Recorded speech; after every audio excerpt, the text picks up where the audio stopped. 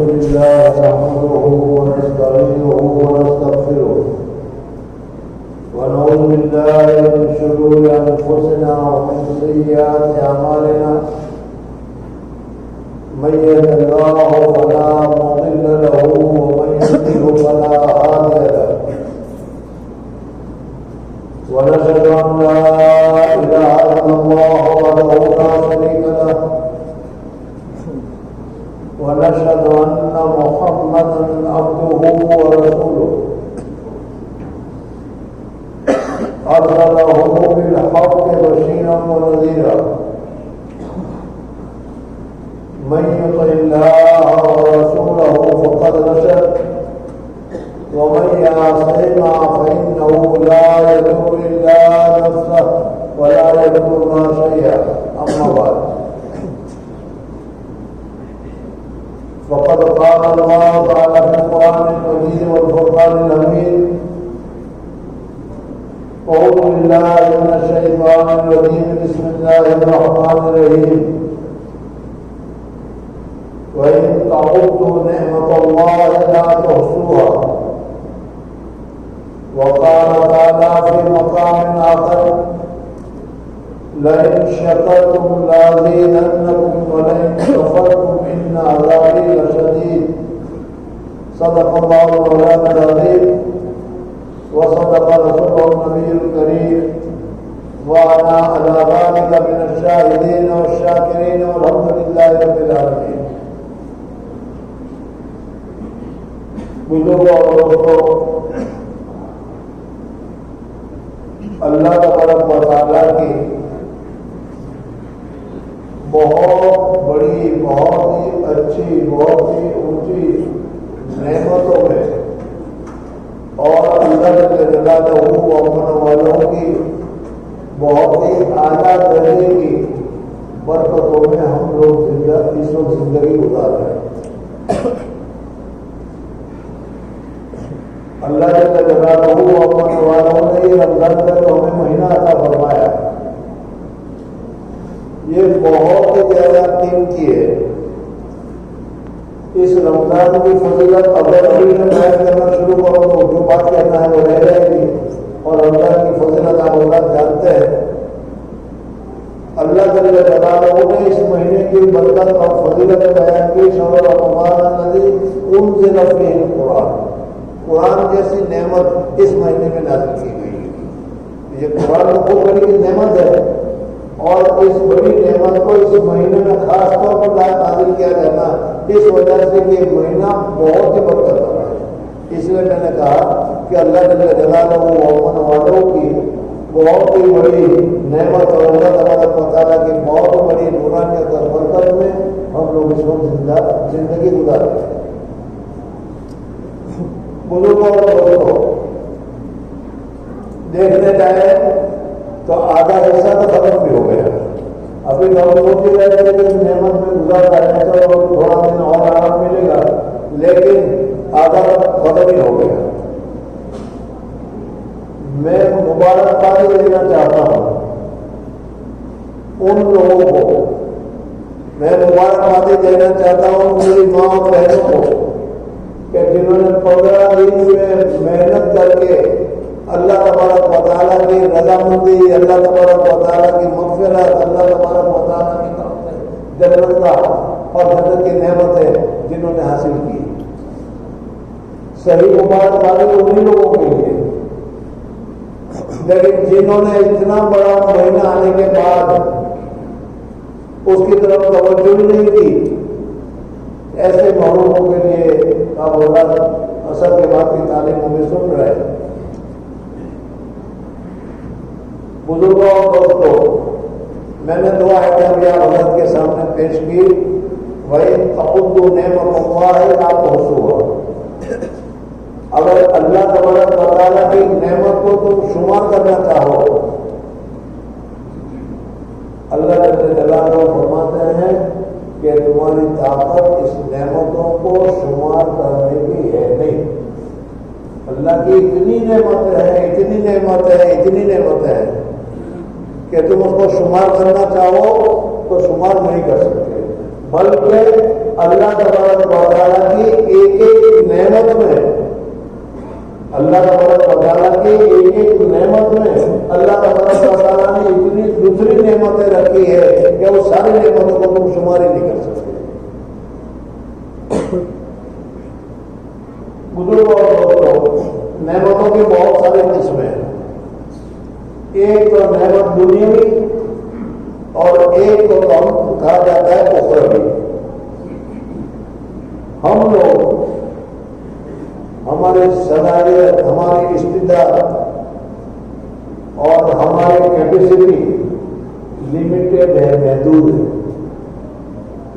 اس وجہ سے جو محدود چیزیں ہیں اسی کو ہم نعمت سمجھتے ہیں۔ دنیا کی جو نعمت ہے اس نعمت کو ہم نعمت سمجھتے ہیں، اور دنیا کے علاوہ آخرت کی جو بہت ساری نعمتیں ہیں اس کو ہم یا تو نعمت سمجھتے ہی نہیں، یا اگر نعمت سمجھتے ہیں تو نعمت سمجھ کر جتنی اس کی قدر کرنی چاہیے اتنی قدر ہم سے نہیں ہوتی۔ پتہ نہیں میں کیا کہنا چاہوں، سمجھ میں آ رہا ہے کہ نہیں آ رہا؟ راستے میں اگر آپ کو جا رہے ہیں $5 کی نوٹ پڑی ہوئی ملی، اب میں نہیں پوچھتا آگے تمہارا کیفیت کیا ہوگی، کیا کرتے اس کو 5 روپئے کیا کرنا سمجھنا نہیں، دن میں خوش ہو جائے گی کہ کوئی چیز ملی، اور پھر قدرت میں ابھی یہ بھی نہیں دیکھیں گے کہ ہمارے لیے اس کو لینا چاہیے کہ نہیں لینا چاہیے، ہماری ہے کہ نہیں ہے، لیکن ہم اس کی طرف فوراً متوجہ ہو جائیں گے۔ یہ میں بتا رہا تھا کہ دنیاوی نعمتوں کو ہم سمجھتے ہیں کہ نعمت، لیکن اصل نعمت جو ہے وہ اخروی ہے۔ آخرت کی جو نعمتیں ہیں اس نعمت کے اوپر آدمی کو کیا ہے متوجہ ہونا چاہیے اور دھیان دینا چاہیے۔ تو میں بتا رہا تھا کہ ایک تو ہے دنیاوی نعمت، اور دوسری نعمت کی قسم ہے اخروی، آخرت کی چیزیں جو تم کو آخرت میں کام آنے والی ہے، جو تم کو آخرت میں ترقی دینے والی ہے۔ اللہ جل جلالہ امت والوں نے ایسی بھی بہت ساری اخروی نعمتیں بھی اللہ تبارک و تعالیٰ نے ہمیں، مجھے اور آپ کو دے رکھی ہے۔ قرآن پاک کتنی بڑی نعمت ہے، اللہ جل جلالہ نے ہمیں دے رکھا ہے۔ آج تک حضرت آدم علیہ السلام سے لے کر حضرت عیسیٰ علیہ السلام تک جتنے انبیاء آئے، جتنے رسول آئے، جتنوں پر کتابیں نازل کی گئی، چاہے وہ موسیٰ علیہ السلام ہو، چاہے عیسیٰ علیہ السلام ہو، چاہے حضرت ابراہیم علیہ السلام ہو، ان کے اوپر جو کتابیں نازل کی گئی، جو صحیفے نازل کیے گئے، ان سارے صحیفوں کا خلاصہ اور سارے صحیفوں کا نچوڑ اللہ نے محمد والوں نے قرآن پاک میں رکھا ہے۔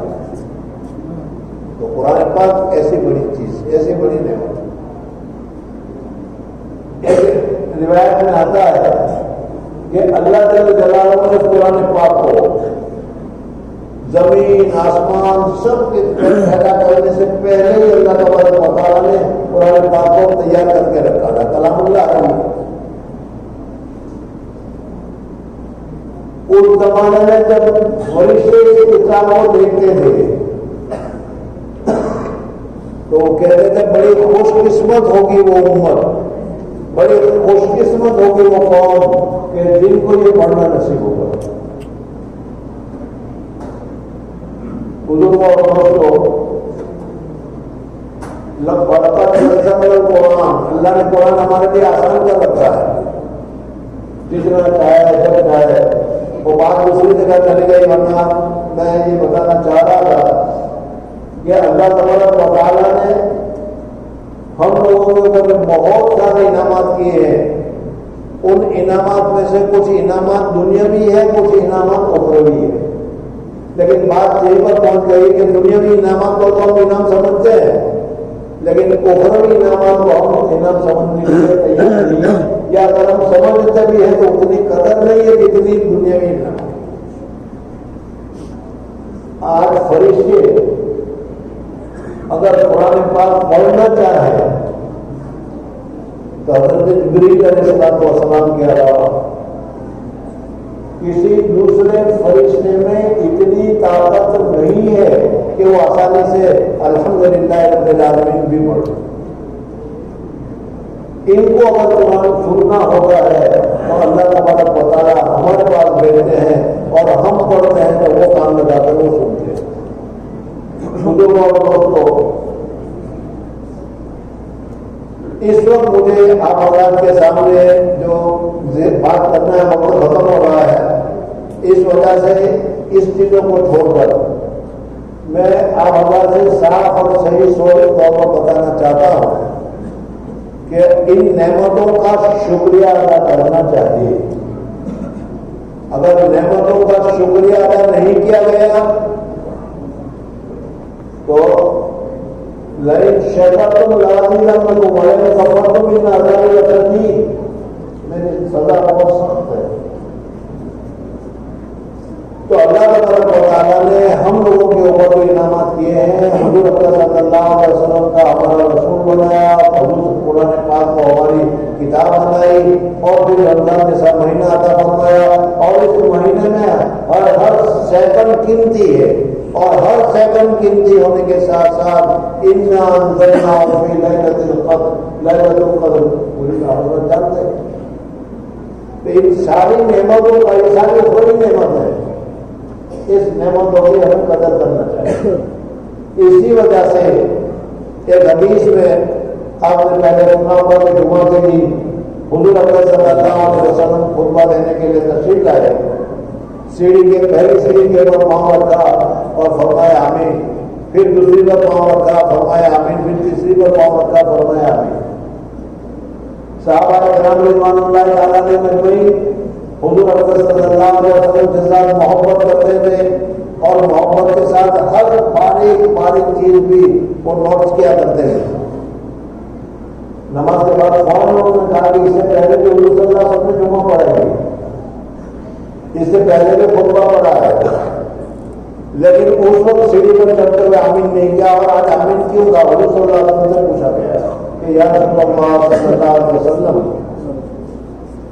آپ نے سیڑھی پر چڑھتے ہوئے آمین آج کہا ہے، پہلے نہیں کہا کہ ہاں جبریل آئے تھے اور وہ ایک دعا کر رہے تھے کہ ہلاک ہو جائے وہ شخص کہ رمضان جیسا مبارک مہینہ اس کو ملے جس میں بہت بارش کے قطروں سے زیادہ لوگوں کی مغفرت ہوتی ہے، اور اس مہینے میں وہ اپنی مغفرت نہ کرائے.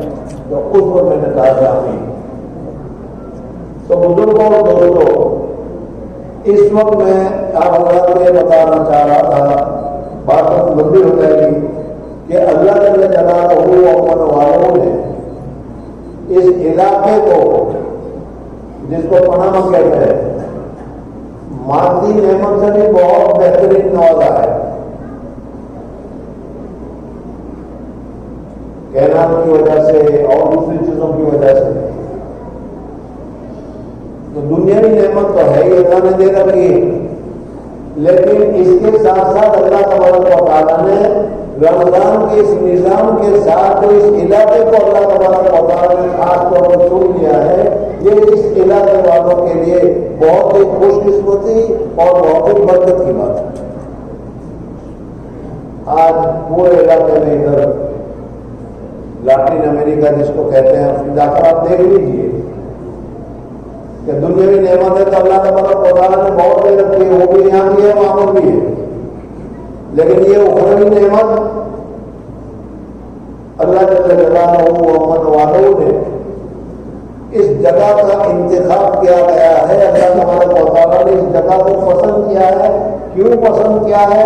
کسی اللہ والوں کی، کسی امیر صاحب کی، کسی چاہے صاحب کی، کسی کی کوئی نہ کوئی دعا لگی ہوئی ہوگی کہ جس کی وجہ سے اللہ تبارک و تعالیٰ نے یہ نعمتیں دے رکھی ہیں.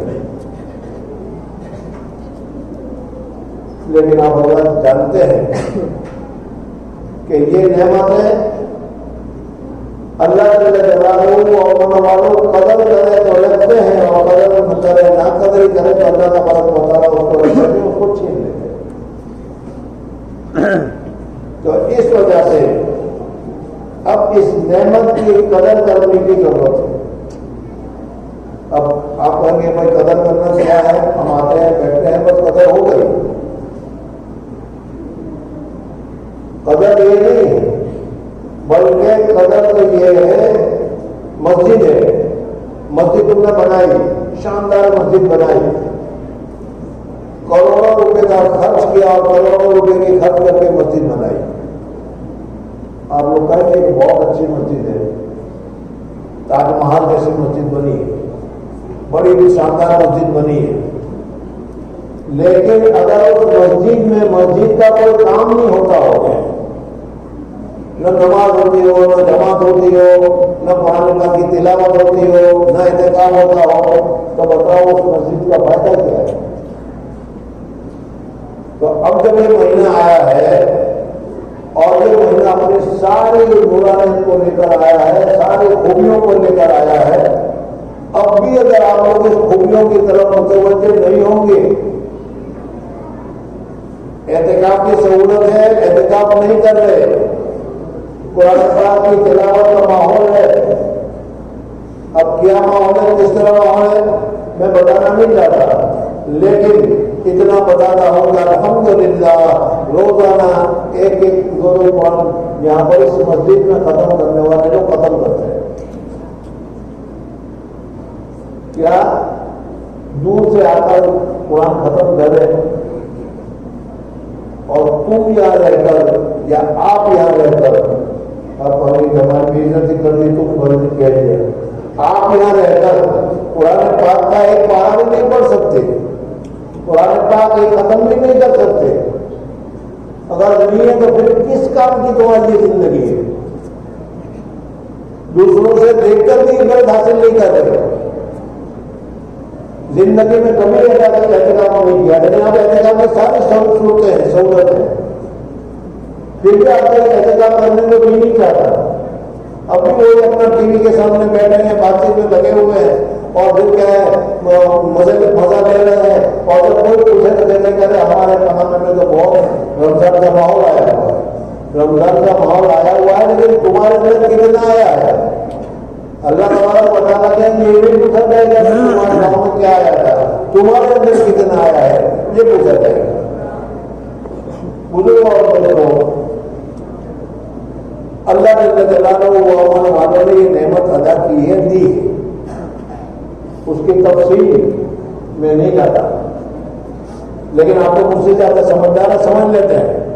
لیکن یہ اگر اللہ تبارک و تعالیٰ کی نعمت کی قدر نہیں کی گئی، اب قدر کیسے کرنا ہے اس کی تفصیل میں اب نہیں بتا سکتا، اس لیے وقت ختم ہو گیا. لیکن آپ خود سمجھتے ہیں کہ کیسی تفصیل ہے. جیسے میں نے ابھی مثال بتائی کہ مسجد تو بنائی کروڑوں روپے میں، لیکن مسجد کا آبادی کروڑوں روپے کی مسجد بنانے سے نہیں ہے. مسجد کی آبادی تو مسجد کے کام سے ہے کہ اس میں جماعت ہو، اس میں نماز ہو، اس میں عبادت کی جائے، اس میں احتکاب کیا جائے، اس میں اللہ کا ذکر کیا جائے. ایک نہیں، دو نہیں، تین تین، چار چار، پانچ مسجدیں بڑھا کے چلے گئے، اور بڑا اور منع نہیں کرتا میں، لیکن مسجد کا جو آداب ہے، مسجد کے جو کام ہے، مسجد کو جو آباد کرنے کا کام ہے، وہ کتنا ہو رہا ہے. کل کو اگر حالات بدل گئی تو پھر ہمارے ہاتھ کیا پوزیشن ہوگی. بزرگوں اور دوستوں، اس وجہ سے میں نے جو شروع میں کہا تھا کہ اللہ تبارک و تعالیٰ کی نعمت کی اگر تم شمار کرنے جاؤ، دنیاوی فائدے تو بہت ہیں، لیکن اسی تعمیر مسجد کے آباد کرنے کا اخروی فائدہ اگر تم دیکھو گے تو دیکھو جو لوگ اللہ تبارک و تعالیٰ کے یہاں پہنچے ہوئے ہیں، ان کو اللہ تبارک و تعالیٰ کے یہاں بتا رہے ہیں کہ مسجد کو آداب کر، تم مسجد کو آداب کرتے تھے، تم نے مسجد کو آداب کیا، تمہاری وجہ سے مسجد آداب ہوئی، تم کو یہ مل رہا ہے، یہ مل رہا ہے، یہ مل رہا ہے. تو بزرگوں اور دوستوں، دنیا کی زندگی تو ہے ہی ہے، لیکن ایک مہینہ اللہ تبارک و تعالیٰ کی طرف سے متوجہ ہو جانا، سارے دنیا کے کام کو چھوڑ دینا، یا بسے پوچھ ڈال دینا، یا اس کو ذرا ٹھنڈا کر دینا، اور اس کی جگہ پر اس مہینے میں जो इस महीने की जो खास बरकत है, मगफिरत, रहमत, इनको मिनन निरान, बहुत सब असर की बातें तालीम में सब बताया जा रहा है। उसको हासिल करने की हम कितनी फिक्र कर रहे हैं, ये हमें देखने की जरूरत है। और अगर नहीं तो 1, 2, 3, 4, 5, 15, 17 साल गुजरते रहेंगे और इसी हालत में पहले दिन थे वहीं के वहीं रहेंगे और फिर अल्लाह तबारक व तआला के यहाँ हमारी गिरफ्त होगी। इस गिरफ्त से बचने के लिए हम लोगों के लिए लाजिम और ज़रूरी है कि अल्लाह ताला ने ये नेमत दी है तो इस नेमत की हम कदर करें। और मैं फिर कहता हूँ, कदर करना ये नहीं कि आ गए, खा लिया, बैठ गया, इफ्तार कर लिया, सहरी कर ली और जरा सा शुक्रिया अदा कर लिया। कदर किसको कहते हैं वो खुद ही सोचने और समझे कि मस्जिद को आबाद करना किसे कहते हैं।